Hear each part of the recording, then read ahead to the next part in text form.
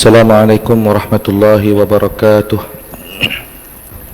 Bismillahirrahmanirrahim. Alhamdulillahi rabbil alamin. Wassalatu wassalamu ala sayyidina Muhammadin wa ala alihi wa sahbihi ajma'in. Bismillah ma sya'allah la yasuqul khaira illallah. Bismillah ma sya'allah ma kana min ni'matin faminallah. Bismillah ma sya'allah al khairu kulluhu biadillah wa la hawla wa la quwwata illa billah. Bismillah ma sya'allah la yasrifu su'a illallah. Rabbi shrah li sadri wa yassir li amri wahlul 'uqdatam min lisani yafqahu qawli, amma ba'du. Tuan-tuan dan puan-puan yang dikasihi dan dirahmati Allah Subhanahu wa taala. Alhamdulillah, syukur kita rafa'kan ke hadrat Allah Subhanahu wa taala. Pada malam ini kita sambung kitab Syama'il Rasulullah sallallahu alaihi wasallam pada muka surat 43, bab yang ke-6. Bismillahirrahmanirrahim. Babu ma jaa fi khidab Rasulillah sallallahu alaihi wasallam wa bisanadil muttasili ila al-Imam Tirmidzi radhiyallahu ta'ala anhu qala haddatsana Ahmad ibn Mani' qala haddatsana Hushaym qala haddatsana Abdul Malik ibn Umair an Iyad ibn Laqit qala akhbarani Abu Rimsah radhiyallahu anhu qala أتيت النبي صلى الله عليه وسلم مع ابن لي فقال ابنك هذا فقلت نعم أشهد به قال لا يجني عليك ولا تجني عليه قال ورأيت الشيب أحمر. Hadis 45. Bab tentang memakai inai pada rambut Rasulullah sallallahu alaihi wasallam. Sebelum ni kita bahas Nabi ada beberapa helai uban di kepala dan janggut Nabi. Hanya berapa helai sahaja, tak sampai 20 helai, sikit saja. Kenapa Allah tumbuhkan juga uban pada diri Nabi? Sebab nak jaga hati para sahabat yang perempuan. Sebab ada sebahagian perempuan dia passion pelik sikit, dia suka hak yang beruban daripada hak yang tak beruban. Jadi nak jaga hati sampai macam tu, Allah buat juga. Nabi ada juga uban pada kepala dan janggut Nabi. Hanya di beberapa tempat di pertengahan, kemudian di bahagian sudrah ni, pelipis ke apa ni sini. Kemudian di anak janggut ni, anak janggut atau panggil apa? Anfaqah sini. Itu sahaja. Sahabat kira tak sampai 20 helai. Sikit sungguh. Sehingga ada pendapat yang mengatakan Nabi tak memakai inai. Sebab apa? Sikit sangat. Jadi Nabi pernah bersabda pada Sayyidina Abu Bakar As-Siddiq, ghayyiru hadha bi syai'in wajtanibu as-sawada. Pada waktu Fathu Makkah, Nabi tengok Sayyidina Abu Bakar ada uban. Nabi kata, ubahlah ubanmu ini dengan sesuatu dan jauhilah warna hitam. Warna apa boleh? Selain warna hitam. Kebanyakan ulama mengatakan warna hitam, kalau uban tu diwarnakan dengan warna hitam, hukumnya haram.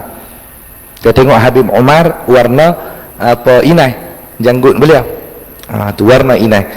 Dan bahkan daripada Sayyidina Abdullah bin Umar, beliau melihat Nabi memakai inai warna kuning. Kuning makna macam-macam. Boleh jadi maksud dia kuning yang warna inai itu, kuning nak kemerahan. Baik, kita tengok sini. Baik.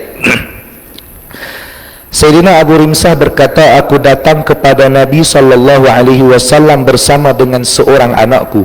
Baginda bertanya, adakah ini anakmu? Aku menjawab, ya benar, ini anakku. Baginda bersabda, dia tidak akan diseksa kerana menanggung dosamu, dan kamu tidak akan diseksa kerana menanggung dosanya.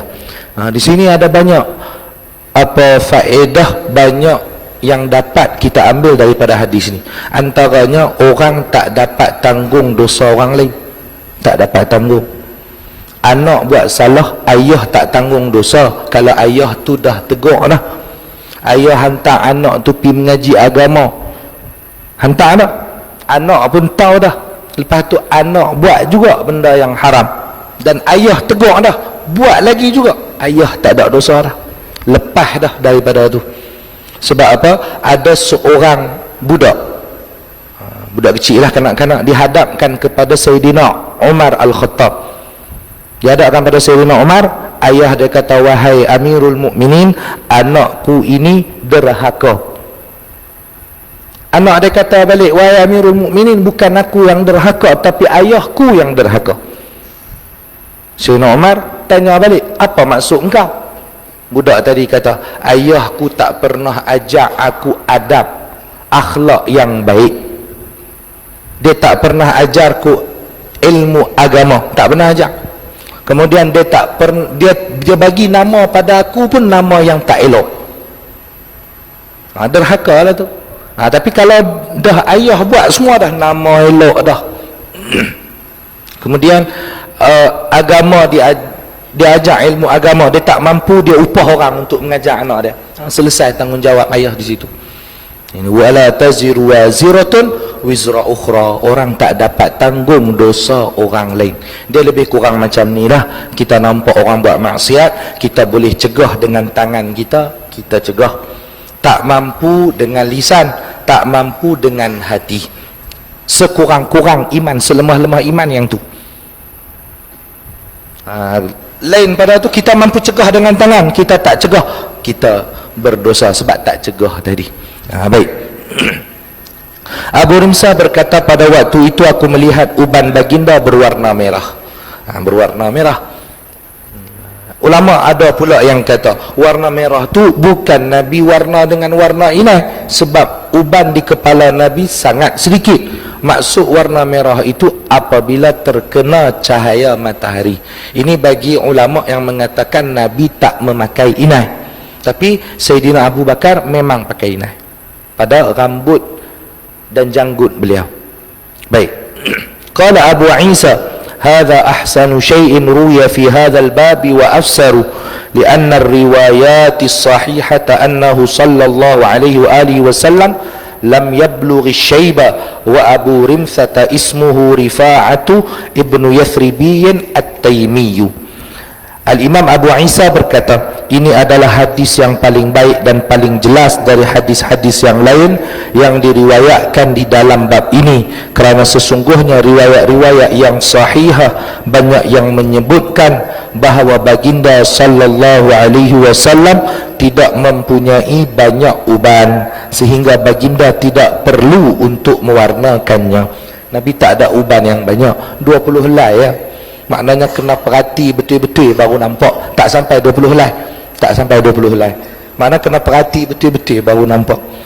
Abu Rimsah namanya adalah Rifa'ah bin Yathribi at-Taimi.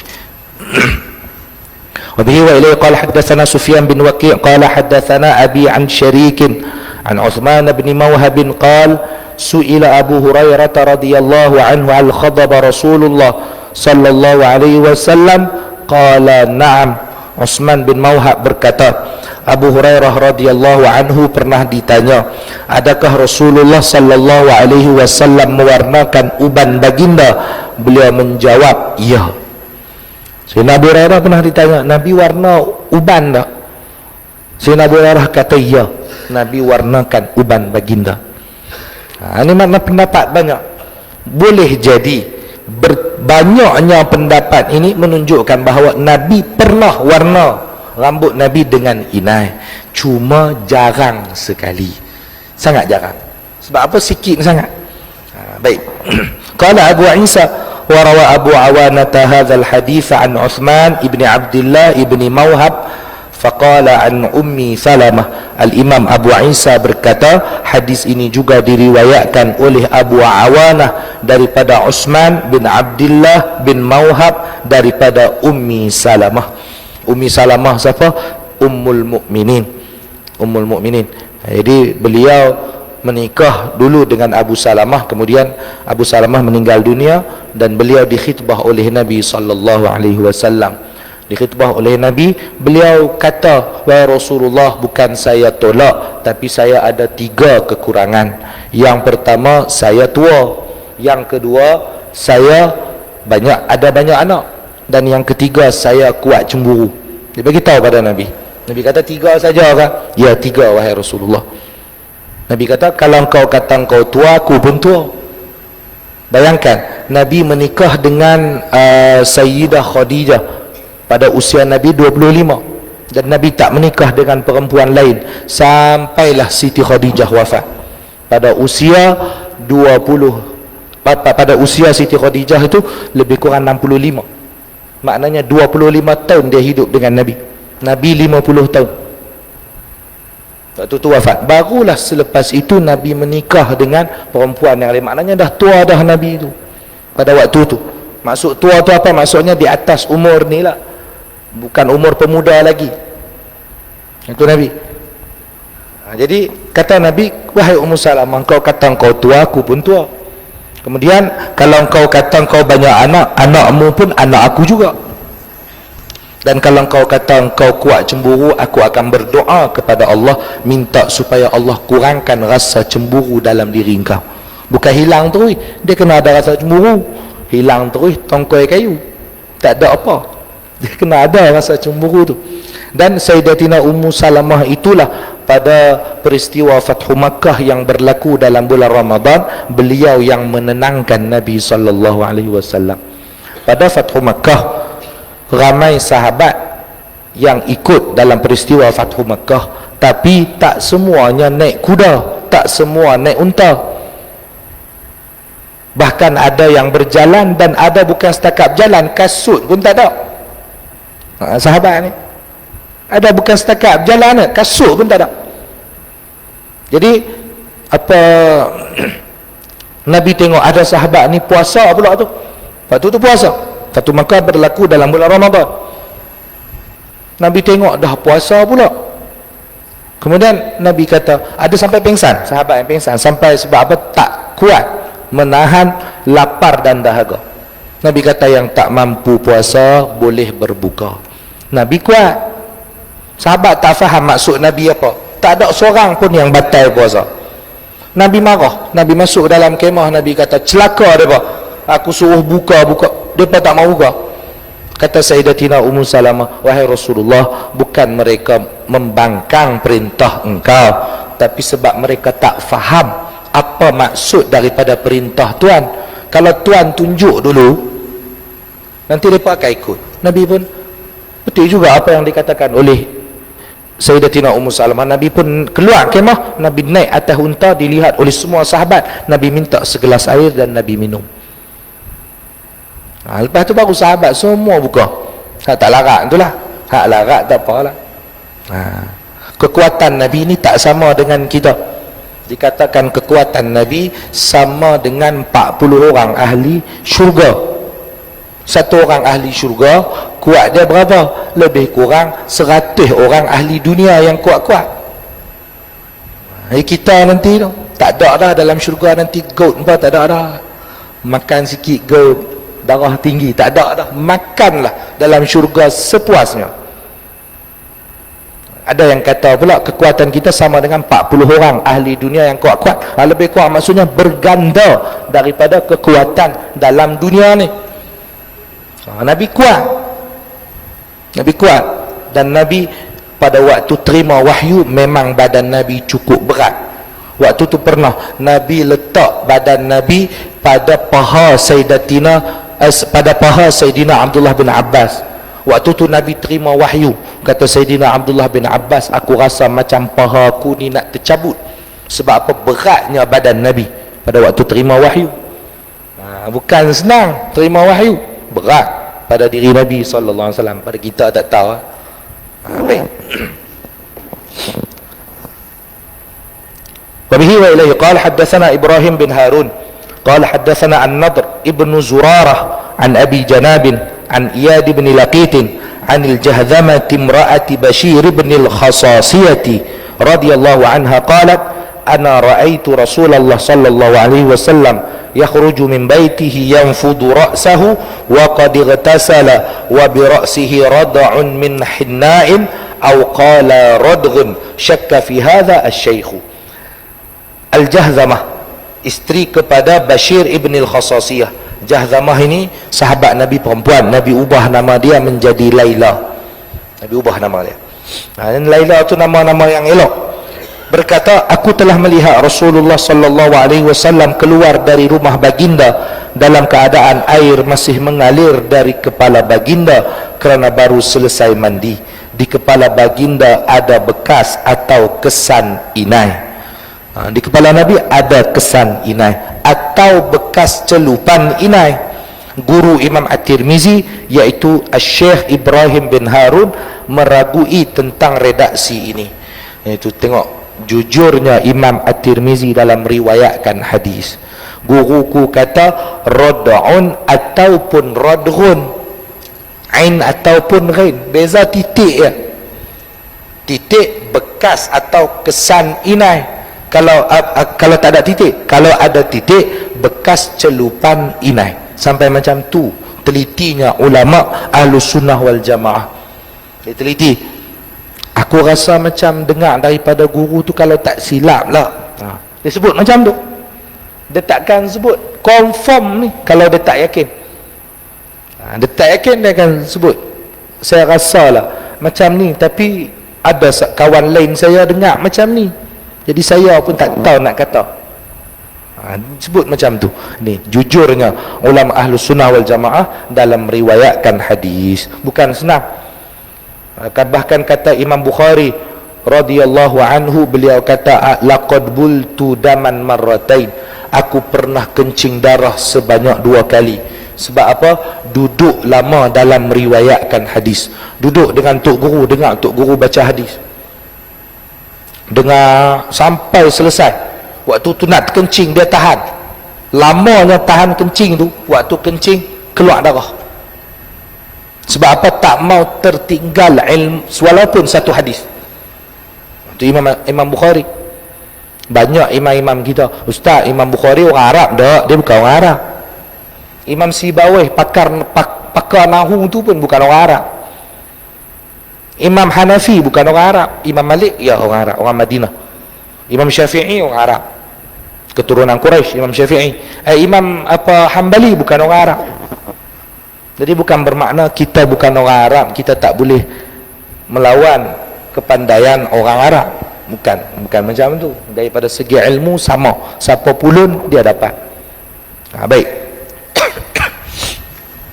Wa bihi wa ilayhi qala haddatsana Abdullah ibn Abdul Rahman qala anba'ana Amr ibn Asim qala haddatsana Hammad ibn Salamah qala anba'ana Humaid an Anas radhiyallahu anhu qala ra'aitu sya'ra Rasulillah sallallahu alaihi wasallam makhduban. Sayyidina Anas bin Malik radhiyallahu anhu berkata, aku telah melihat rambut Rasulullah sallallahu alaihi wasallam yang diwarnakan dengan inai. Aku pernah tengok rambut Nabi yang diwarnakan dengan inai. Ini juga diriwayatkan, hadis ini juga sama dengan riwayat Imam Bukhari, bahawa Nabi mewarnakan rambut Nabi dengan inai. Qala Hammadun wa akhbarana Abdullah ibn Muhammad ibn Aqil qala ra'aitu sya'ara Rasulullah sallallahu alaihi wasallam 'inda Anas bin Malik makhduban. Hamad berkata, Abdullah bin Muhammad bin Aqil memberitahukan pada kami dengan katanya, aku telah melihat rambut Rasulullah sallallahu alaihi wasallam yang ada pada Sayyidina Anas bin Malik yang diwarnakan dengan inai. Kata Abdullah bin Muhammad bin Aqil, aku pernah tengok rambut yang ada pada simpanan Sayyidina Anas bin Malik diwarnakan dengan inai. Yang ada pada simpanan Sayyidina Anas tu ada inai dia. Dari banyak hadis, tuan-tuan boleh tengok catatan kaki di bawah. Ini saya tambah daripada keterangan Syekh Nazrul lah. Daripada banyak hadis di atas menunjukkan bahawa Nabi pernah mewarnakan uban dengan inai, tetapi sangat jarang sangat jarang Nabi warnakan uban Nabi. Dan baginda lebih sering tidak mewarnakan uban baginda. Cuma Sayyidina Abu Bakar As-Siddiq memang mewarnakan dengan inai. Baik. Bab ma jaa fi kuhli Rasulillah sallallahu alaihi wasallam. Dalam bab ni ada 6 hadis tentang celak Rasulullah sallallahu alaihi wasallam. Wa bihi wa ilayhi qala haddatsana Muhammad bin Humaid ar-Razi qala haddatsana Abu Dawud at-Tayalisi an Abbad bin Mansur an Ikrimah عن ابن عباس رضي الله عنهما أن النبي صلى الله عليه وسلم قال اكتحلوا بالإثمد فإنه يجل البصر وينبت الشعر wa za'ama anna an-nabiyya sallallahu alaihi wasallam kanat lahu muqhulatun yaktahilu minha kulla lailatin thalathatan fi hadhihi wa thalathatan fi hadhihi. Bab pada menyatakan tentang celak Rasulullah sallallahu alaihi wasallam. Nabi pakai celak. Nabi pakai celak pada mata Nabi. Kita laki-laki pun sebaiknya pakai celak, perempuan lagilah. Daripada Sayyidina Abdullah bin Abbas radhiyallahu anhuma melaporkan, Sayyidina Abdullah bin Abbas beliau dimakamkan di Taif.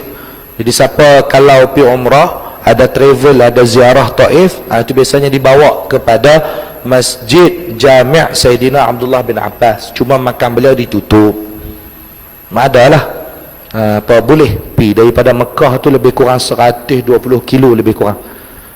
Lebih kurang 2 jam jugalah perjalanan.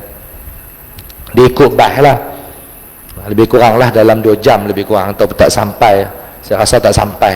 Dia baru kata 2 jam kita lena tahu-tahu sampai. Tak dan nak rasa. Ni dalam apa makam Sayyidina Abdullah bin Abbas dalam kawasan masjid itu, tapi ditutup. Dekat dengan bersebelahan taklah ni, tapi beza kawasan apa pagar lain lah. Dekat dengan makam Syekh Daud Fatani di situ. Itu biasanya mutawif tak sebut. Dia tak sebut, kata makam Syekh Daud Fatani di situ. Syekh Daud Fatani di situ. Kalau di Mekah ada Syekh Nawawi Al-Bantani, ada Syekh Yasin Al-Fadani di situ. Baru ni kami pilah makam Syekh Yasin Al-Fadani itu. Itu yang saya dapat sanad ni daripada Syekh Fahmi Zamzam sampai kepada Syekh Yasin Al-Fadani. Orang Padang dipanggil dengan musnid dunia, orang yang mempunyai sanad dalam dunia, menghimpunkan sanad kitab, boleh katakan hampir semua kitab yang ada pada masa itu beliau himpunkan semua. Itu ada di Ma'la, yang paling awal kita pergi ziarah kalau di Ma'la tu perkuburan Sayyidah Khadijah, makam beliau dengan makam anak beliau. Itu dalam yang kecil itu anak beliau Sayyidina Qasim. Yang Nabi kan ada gelaran, ada kunyah Abul Qasim. Itulah anak beliau tu. Dalam Ma'la tu banyak. Sayyidatina Asma pun di situ, anak kepada beliau pun di situ. Abdullah bin Zubair, anak kepada Sayyidatina Asma pun di situ. Banyaklah di situ. Cuma tak ada nama lah, kecuali beberapa. Macam orang Indonesia dia pibuh nama. Dekat Abuya Maliki dia bubuh nama Abuya. Dekat makam Kememun dia bubuh nama Kememun. Ada orang Indonesia punya aja. Baguslah. Baik. Daripada Sayyidina Abdullah bin Abbas radhiyallahu anhu melaporkan bahwasanya Nabi sallallahu alaihi wasallam bersabda, bercelaklah kamu dengan ismin. Pakai celak dengan ismin. Ismin tu apa? Tengok catatan kaki bawah, batu yang berwarna merah kehitaman.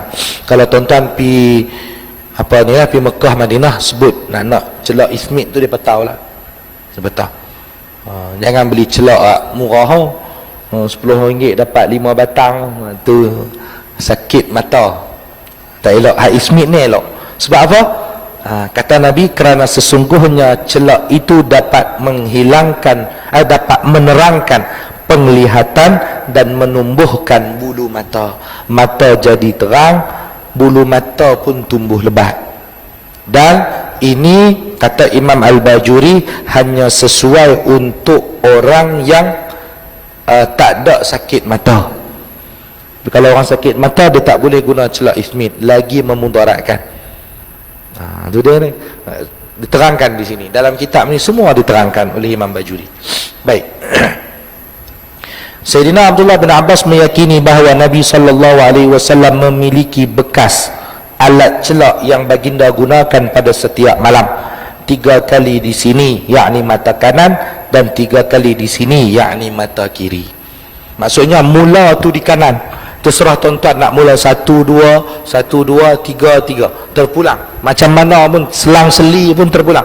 Yang penting mula kanan sudah kiri. Tu yang penting. Baik. وبه وإليه قال حدثنا عبد الله بن الصباح الهاشمي البصري قال أخبرنا عبيد الله بن موسى قال أخبرنا إسرائيل بن يونس عن عباد بن منصور وحدثنا علي بن حجر قال حدثنا يزيد بن هارون Qala haddatsana Abbad bin Mansur an Ikrimah an Ibn Abbas radhiyallahu anhuma qala kana Rasulullah sallallahu alaihi wasallam yaktahilu qabla an yanama bil ithmidi thalathan fi kulli 'ainin. Sayyidina Abdullah bin Abbas berkata, adalah Rasulullah sallallahu alaihi wasallam bercelak sebelum tidur dengan ithmid 3 kali pada setiap mata. Wa qala Yazid bin Harun fi hadisihi inna an-nabiy sallallahu alaihi wasallam kanat lahu mukhulatun yaktahilu minha 'inda an-naumi thalathan fi kulli 'ainin. Yazid bin Harun berkata di dalam ucapan beliau, sesungguhnya Nabi sallallahu alaihi wasallam mempunyai bekas celak yang baginda gunakan untuk bercelak setiap kali hendak tidur 3 kali pada setiap mata. Nabi ada bekas celak. Kalau boleh kita bekas celak tu yang terbuat daripada besi tu. Besi yang apa nak color kuning tu apa? Besi kuning tu apa? Itu celak-celak hak lama tu. Yang tu. Jangan bolam plastik yang guna yang tu, yang ori punya. Sebab tu dia akan apa yang maksud Nabi di sini itu yang ori, bukan yang ada bahan pengawet apa semua. Macam kita tengok kebiasaan Nabi juga adalah menyimpan air dalam bekas yang terbuat daripada tanah liat, tembikar, buat macam tu. Ada orang dia beli tembikar di kedai, bekas tembikar tu di kedai, dia balik dia simpan ayak. Malam tu dia bubuh ayak dalam, esok pagi dia nak minum, ayak tu jadi warna color kuning, jadi beracun pula. Sebab apa? Disebabkan bahan pengawet daripada bekas tadi. Jadi macam mana kita pergi kedai, kita minta mereka buat tangan, tak mau bahan pengawet langsung, buat langsung. Tu elok. Dan memang Nabi simpan ayak tu sampai pagi Nabi minum, dan itu sangat, ayak macam tu Nabi cukup suka. Sebab tu dalam hadis disebutkan minuman yang paling disukai oleh Nabi al-hulwal barida, yang manis dan yang sejuk. Manis macam mana? Sebab air di kota Madinah, ayak dia nak macam payau macam mana, tak boleh diminum langsung. Terus minum tak boleh pada masa tu, kena suling, kena tapih macam tu lah, lepas tu baru boleh diminum. Jadi hilang payau tu, dia jadilah rasa sedap. Itu maksud dia manis. Dan al-barida yang sejuk, bukan makna Nabi minum ayak buah ketui apa tu dah, disimpan semalaman dalam bekas tembikar tadi, diminum pada waktu pagi. Ataupun bekas yang terbuat daripada kulit kambing, itu pun elok untuk kesihatan, bagus. Itu yang diminum oleh Nabi. Dan manis juga, minuman biasanya yang paling banyak Nabi minum itu an-nabiz. Nabiz itu apa? Air perahan kurma atau rendaman kurma. Kurma kering, koyak, bubuh dalam tembikar tadi, bubuh ayak, biar semalam, pagi esok minum. Kita kadang-kadang waktu sok kita tak selera. Cuba tuan-tuan buat macam tu, ambil bekas ataupun gelas macam tu, koyak beberapa kurma, paling banyak 7 lah, ganjil, jangan genap, ganjil. Kalau genap, kata Syekh Fahmi Zamzam, dia akan jadi gula, penyakit gula pula. Dia kena ganjil 1 atau 3 atau 5 atau 7, tu paling banyak. Koyak bubuh dalam tu, mungkin ayam banyak ni kan, 7 biji, rendam. Lagi cantik dengan susu yang segar lah, bukan susu pekat manis, simpan. Pagi esok sok tu tuan-tuan makan yang tu, makan buah tadi, ayak tadi, minum. InsyaAllah dia akan kuatkan perut tuan-tuan sampai malam, sampai buka puasa. Tapi lapar Ustaz, nama pun puasa memang lapar lah, nama pun puasa. Kita sarapan pagi makan banyak pun, satgi tengah hari lapar balik. Nama puasa memanglah lapar, cuma dia perut kita tu dia tak pedih, tak kena macam gastrik apa, tak kena. Itu hikmah daripada apa yang Nabi makan. Baik, belum lagi, ada 4 minit lagi. Tuan-tuan jangan takut. Tuan-tuan tengok jam, saya pun tengok jam. 8:13. Baik. Jadi sebelum tidur Nabi guna celak, Nabi pakai celak. Wabihi wa ilaihi qala haddatsana Ahmad bin Mani' Qala haddatsana Muhammad ibn Yazid an Muhammad ibn Ishaq an Muhammad ibn al-Munkadir an Jabir wa ibn Abdullah radhiyallahu anhuma qala Rasulullah sallallahu alaihi wa alihi wasallam alaikum bil ithmi di 'inda an-naum fa innahu yajlu al-basara wa yunbitu asy-sya'ra. Sayyidina Jabir bin Abdullah radhiyallahu anhuma, dua-dua sahabat Nabi, berkata Rasulullah sallallahu alaihi wasallam bersabda, hendaklah kalian bercelak dengan ithmit ketika hendak tidur, kerana ia menerangkan penglihatan dan menumbuhkan bulu mata. Pakai celak macam tu, jangan kita rasa rugi. Mahal ustaz, tak apa, mahal, itu untuk kesihatan, bukan tiap-tiap malam kita nak pakai. Memanglah Nabi tiap-tiap malam, tapi kalau kita tak mampu tiap-tiap malam, tak ada masalah, 3 malam sekali. Hari ni buat, selang 2 hari pula, lepas tu buat pula. Jangan sampai tak buat langsung. Paling tidak kita tak ditanya oleh Allah, ilmu yang kita belajar tu kita tak pernah buat. Paling tidak, yang pergi umrah mungkin pernah wuduk dengan ayak sembok tu, spray wuduk tu, pernah wuduk dengan tu, dia dah amalkan wuduk dengan air yang sedikit, dia dah amalkan. Tayamum tak apa, tuan-tuan, tayamum bukan mesti nak kena solat. Paling tak waktu nak tayamum itu nak praktikal ilmu kita tu. Paling tak nanti tak ditanya oleh Allah, kita pernah tak buat praktikal tayamum. Jenuh nak jawab nanti, nak buat. Kata Al-Habib Abdullah bin Alawi Al-Haddad, semua sunnah Nabi saya dah buat, saya dah buat semua, kata beliau, kecuali satu, rambut panjang. Dan waktu beliau meninggal dunia, rambut beliau panjang. Maknanya beliau sebelum meninggal tu sempat panjangkan rambut. Rambut Nabi sampai bau, sampai bau. Dia ada 3 macam rambut Nabi. Itu kita bahas sampai remah itu sampai pada cuping telinga, itu yang pertama. Kemudian yang kedua sampai pada pertengahan tengkok, dan yang ketiga sampai bau. Tapi kita kalau rambut kerinting sangat, nak simpan panjang tak elok pula, dia jadi tak rapi pula. Tapi sekali-sekala boleh lah, simpan-simpan cukup panjang sampai bau tu, simpan dalam berapa hari, potong lah. Niat ikut sunnah Nabi cukup lah. Paling tak pernah buat. Cuma saya kalau buat macam tu, saya rambut kerinting, buat macam tu saya tak pakai, tak kuliah. Apa ustaz tu serabai ke tu, tak boleh. Baik, tuan-tuan dan puan-puan yang dikasihi dan dirahmati Allah Subhanahu wa taala, ada 2 hadis lagi. Wa bihi wa ilaihi qala haddatsana Qutaibah qala haddatsana Bishr ibn al-Mufaddal an Abdullah ibn Uthman ibn Khuthaimin an Sa'id ibn Jubair an Ibn Abbas radhiyallahu anhuma qala Rasulullah sallallahu alaihi wasallam inna khaira akhalikumul ithmidu yajlul basara wa yunbitu asy-sya'ra. Sayyidina Abdullah bin Abbas radhiyallahu anhuma berkata, Rasulullah sallallahu alaihi wasallam bersabda, sesungguhnya sebaik-baik celak bagi kalian adalah ithmit, kerana ia menerangkan penglihatan dan menumbuhkan bulu mata. Dia menerangkan penglihatan, dia tumbuhkan bulu mata. Nabi ada semacam beg. Beg itu Nabi bawa dalam musafir Nabi ke, waktu duduk di rumah lagi lah, beg itu Nabi ada dengan Nabi. Waktu musafir pun Nabi bawa. Dalam beg itu ada cermin, ada sikat rambut, ada apa, mukhulah, apa itulah tempat celak yang kita bahas ni. Kemudian ada gunting, kemudian ada miswak, alat untuk bersiwak. Dia bukan mesti guna kayu pokok yang pokok sugi ni lah. Syekh Nurdin saya tengok pernah beliau buat dengan pokok yang biasa, pokok payung orang panggil, yang tajam macam payung tu.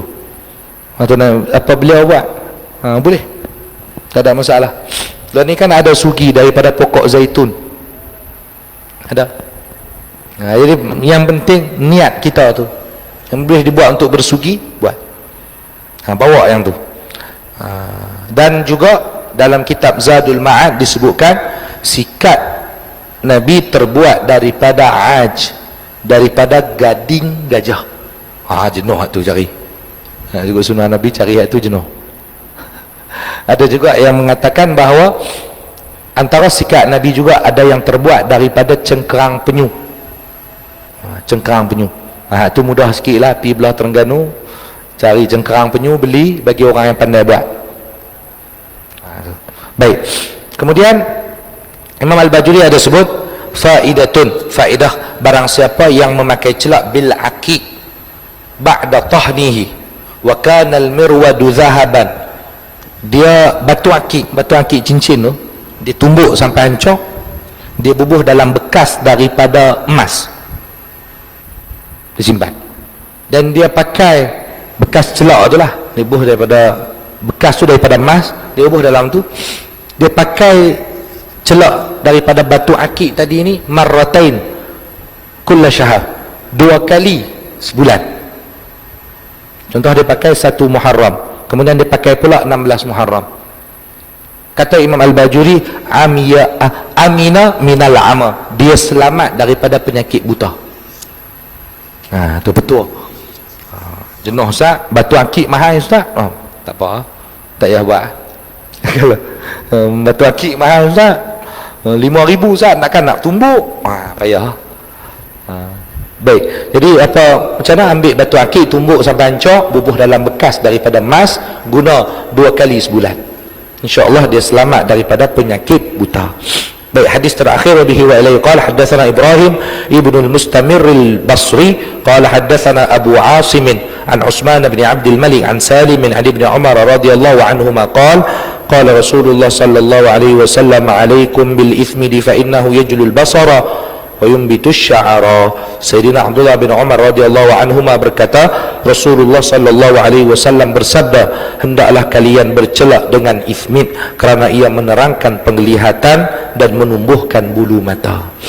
Baik tuan-tuan dan puan-puan yang dikasihi dan dirahmati Allah Subhanahu wa taala, insyaallah kita akan sambung pada hadis yang ke-54 dalam kuliah kita yang akan datang insyaallah. Saya minta maaf batuk sesama apa ni, tak lega seminggu dah. Hari Ahad baru ni saya baru balik daripada umrah dengan Habib Muhammad. Waktu hari Ahad tu kira sampai Kedah dah lah. Kami pergi naik Gua Hira tu malam Selasa, turun demam. Ramai hak demam. Demam turun tu Gua Hira tu. Pergi sana baca burdah kat atas tu, turun demam. Clear sesema sampai lah seminggu lebih lah. Itulah. Jadi suara tak berapa nak ada. Tu saya pegang macam ni, biasa saya kepit sini lah, dia kena pegang, suara tak apa kuat. Baik. Al-Fatihah.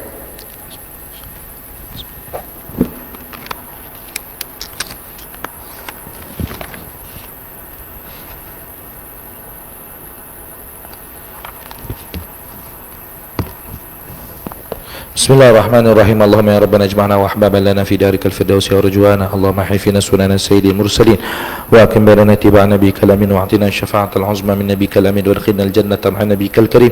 Allahumma akhtim lana bi husnil khatimah wa la takhtim 'alaina ya Allah bi su'il khatimah. Wa sallallahu ala sayyidina Muhammad wa ala alihi wa sahbihi wa sallam. Alhamdulillahi rabbil alamin.